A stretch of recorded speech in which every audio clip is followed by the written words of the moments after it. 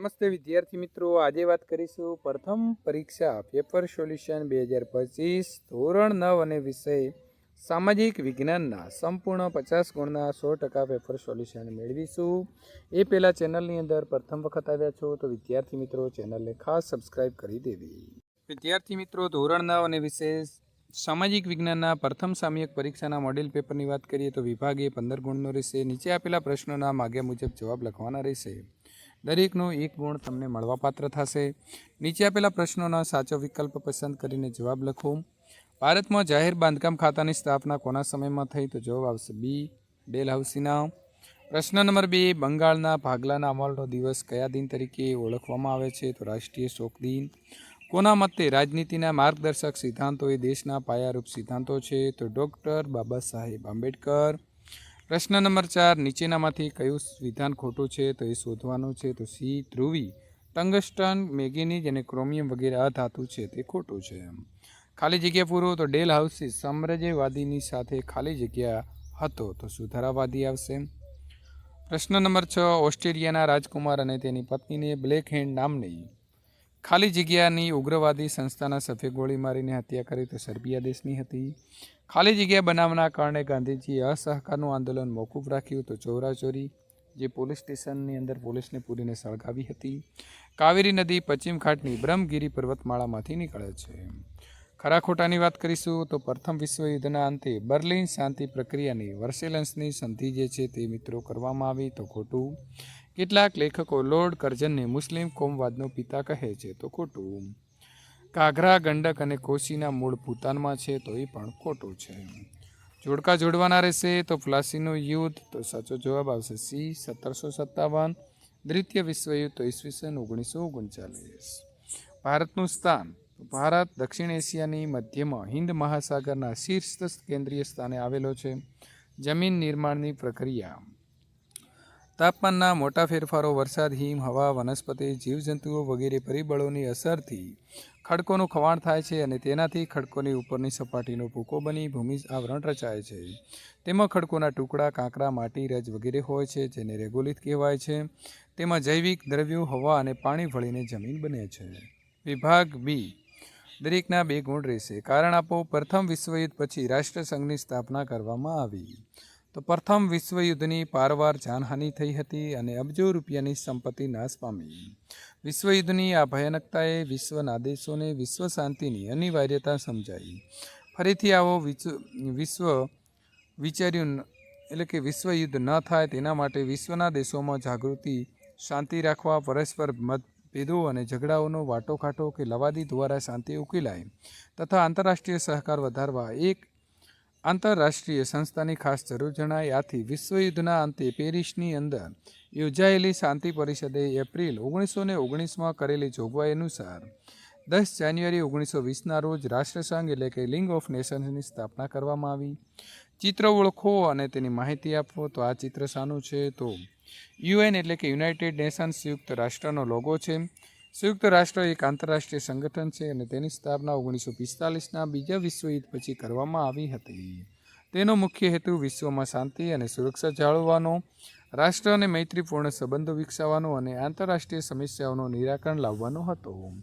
ચિત્ર ઓળખી ટૂંકમાં માહિતી આપવાની છે તો જલિયાવાલા બાગ હત્યાકાંડ 13 એપ્રિલ 1919। પ્રથમ વિશ્વયુદ્ધ પછી બ્રિટિશ સરકારે ભારતમાં વધતા રાષ્ટ્રવાદને દબાવવા માટે રોલેટ એક્ટ જેવા કડક કાયદા લાગુ કર્યા। આ કાયદો હેઠળ કોઈપણ વ્યક્તિની શંકાના આધારે જેલમાં પૂરી શકાય તેવી હતી, જેના કારણે ભારતીયોની અંદર ભારે રોષ હતો।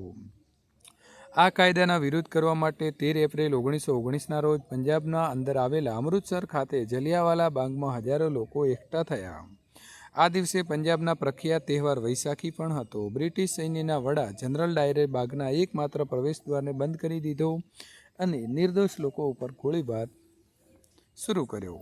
નીચેના શબ્દોના તમારે પારિભાષિક શબ્દો આપવાના છે તો લોકશાહી તેની વ્યાખ્યા લખવાની છે તો લોકશાહી ડેમોક્રેસી શબ્દ મૂળ ગ્રીક ડેમોસ એટલે કે લોકો અને ક્રોસ એટલે મિત્રો અહીં તમારે સત્તા ઉપરથી બનેલો છે। યુએસએના પૂર્વ રાષ્ટ્ર અબ્રાહમ લિંકને લોકશાહીની વ્યાખ્યા પણ આપી હતી કે democracy is the of the people, for the people and by the people. લોકશાહી એટલે લોકોનું, લોકો માટે અને લોકો વડે ચાલતું શાસન। લોકશાહીની અંદર લોકોના ચૂંટાયેલા પ્રતિનિધિઓની બનેલી સરકાર લોકમતના આધારે અને લોકહિતની દ્રષ્ટિએ રાજ્ય વહીવટ ચલાવે છે. ચૂંટાયેલા પ્રતિનિધિઓ લોકોને જવાબદાર હોવાથી લોકશાહી જવાબદાર રાજ્યતંત્ર પણ કહેવાય છે. અદાલતી સમીક્ષા. તો અદાલતી સમીક્ષા એ બંધારણનું વિશિષ્ટ લક્ષણ છે. સંસદની સર્વોપરિતાને અવગણ્યા વિના રાજ્ય વહીવટ અંગેની કોઈપણ બાબતની અદાલતી સમીક્ષા કરવાના સિદ્ધાંતને બંધારણે સ્વીકાર કર્યો છે. ભારતની સંસદે અથવા રાજ્યએ વિધાનસભાઓએ ઘડેલા કાયદાઓ, બહાર પાડેલા આદેશો, વટહુકમ, અદાલતી ચુકાદાઓ કે બંધારણીય સુધારાની અદાલતી સમીક્ષા કરવાની સત્તા સર્વોચ્ચ અદાલતને સોંપવામાં આવી છે. બંધારણ સાથે સુસંગત ન હોય એવા કોઈપણ કાયદા કે સુધારા કે હુકમને સર્વોચ્ચ અદાલત ગેરબંધારણીય જાહેર કરી અથવા તો રદબાતલ પણ કરી શકે છે. મૂળભૂત હકો. મૂળભૂત હકો એટલે કે નાગરિકને વ્યક્તિના સર્વતોમુખી વિકાસ માટે મળવી જોઈતી અમુક ચોક્કસ અનુકૂળતાઓને મૂળભૂત હકો એ દરેક નાગરિકને મૂલ્યપૂંજી અને શક્તિ છે. તેમના દ્વારા નાગરિક સર્વાંગી પ્રગતિ અને વ્યક્તિત્વનો વિકાસ સાધી શકે છે. સરળ, સ્વચ્છ અને સમજદારી ભર્યું અને સમૃદ્ધ જીવન જીવવા માટે મૂળભૂત હકો અનિવાર્ય છે. નાગરિકના મૂળભૂત હકોનું રક્ષણ એ બીજી રીતે લોકશાહીનું જ રક્ષણ છે. જે સરકાર નાગરિકોના પાયાના હકો ગણાતી મૂળભૂત હકો આપે છે, જેને લોકશાહી સરકારે કહી શકાય. આમ મૂળભૂત હકોની અંદર લોકશાહીની ભાવના રહેલી હોવાથી તેનું અસાધારણ મહત્વ છે. ભારત સંસ્કૃતિનું સમન્વય તીર્થ બન્યું છે. સમજાવો. તો બધા ધર્મો, જાતિઓ, પ્રજા પ્રત્યે સંભાવ એ ભારતીય સંસ્કૃતિનું આગવું લક્ષણ છે. આથી કોઈ પણ ધર્મ પાળતી પ્રજા કે જાતિ માટે ભારતીય મૈત્રીના દ્વાર ખુલ્લા રાખીને સૌને આવકાર્યા છે. ભારતીય સંસ્કૃતિનો દેહ હિન્દુ, બૌદ્ધ, જૈન, શીખ, મુસ્લિમ, પારસી, ખ્રિસ્તી વગેરે પ્રજાના સંસ્કૃતિઓના સુભંગ સમન્વયમાંથી ઘડાયો છે. ભારતીય સંસ્કૃતિમાં સમન્વયકારી ભાવના રહેલી છે. તેથી ભારતીય સંસ્કૃતિમાં જગતની ભિન્ન ભિન્ન પ્રજાના સાંસ્કૃતિક તત્વોના સંયોજન જોવા મળે છે. પરિણામે ભારત જે છે તે સંસ્કૃતિનું સમન્વય તીર્થ બન્યું છે. જમીન નિર્માણ કઈ રીતે થાય છે? તો તાપમાનના મોટા ફેરફારો, વરસાદ, હિમ, હવા, વનસ્પતિ, જીવજંતુઓ વગેરે પરિબળોની અસરથી ખડકોનું ખવાણ થાય છે. તેનાથી ખડકોના ઉપરના સપાટીનો ભૂકો બની ભૂમિ આવરણ રચાય છે. તેમાં ખડકોના ટુકડા, કાંકરા, માટી, રજ વગેરે હોય છે, જેને રેગોલિથ કહેવાય છે. તેમાં જૈવિક દ્રવ્યો, હવા અને પાણી ભળીને જમીન બને છે. ગોદાવરી દક્ષિણની ગંગા નદી કહે છે. કારણ આપો. તો ગંગા નદી જે છે તે વિદ્યાર્થી મિત્રો, ગોદાવરી નદીનો પ્રવાહ માર્ગ લાંબો અને તેનું બેસિન ક્ષેત્ર વિસ્તૃત છે, તેથી તેને દક્ષિણની ગંગા કહેવાય છે. જળ પ્રદૂષણ અટકાવવાના ઉપાયો. જળ પ્રદૂષણ અટકાવવા માટે બનાવેલા નિયમોનું કડકપણે પાલન કરવું. રાષ્ટ્રીય નદી સંરક્ષણ યોજના દ્વારા જળ શુદ્ધિકરણ માટે બનાવેલા કાર્યક્રમનો અમલ કરવો. ઔદ્યોગિક એકમો પોતાનું દૂષિત પાણી નદીઓમાં ન ઠાલવે તે માટેના કડક કાયદા બનાવવા. ઉદ્યોગો દૂષિત પાણીને નદીઓમાં છોડતા પહેલાં તેના ઉપર જરૂરી શુદ્ધિકરણ કરી તેની રાસાયણિક જળમાં રહેલા હાનિકારક તત્વો નાબૂદ થાય. દૂષિત પાણીને શુદ્ધ કર્યા પછી તેમને નદીઓની અંદર નિકાલ કરી શકાય એવા સરકારી કાયદા બનાવવા અને ચુસ્તપણે અમલ કરાવવો. બધા નાગરિકોએ નદીનું પાણી ચોખ્ખું રહે તે માટે ઘરનો કચરો નદીના પાણીમાં ન ભળે તેની કાળજી રાખવી. મિત્રો, અહીં આપણને 3 ગુણના પ્રશ્નો આપેલા છે અને કોઈ પણ 5 પ્રશ્નોના જવાબ લખવાના રહેશે. હવે તમને અહીં એક સરસ મજાનો ડાયોગ્રામ આપ્યો છે ડેલહાઉસીની ખાલસા નીતિ, અને તેના આધારે A, B અને C એવા 3 અહીં પ્રશ્નોની અંદર ખાલી જગ્યા આપી છે. તો તમારે A, B અને C ત્રણેય 3 પ્રશ્નોના જવાબ લખવાના રહેશે. ચાર્ટ પૂરો કરીશું. તો A તો યુદ્ધ દ્વારા ખાલસા કર્યા, Bમાં અવધ અને Cમાં આવશે કરજની ઉઘરાણી તરીકે ખાલસા. આફ્રિકાની કઈ પ્રજાએ કયા કયા સ્થળે સંસ્થાનો સ્થાપ્યા હતા?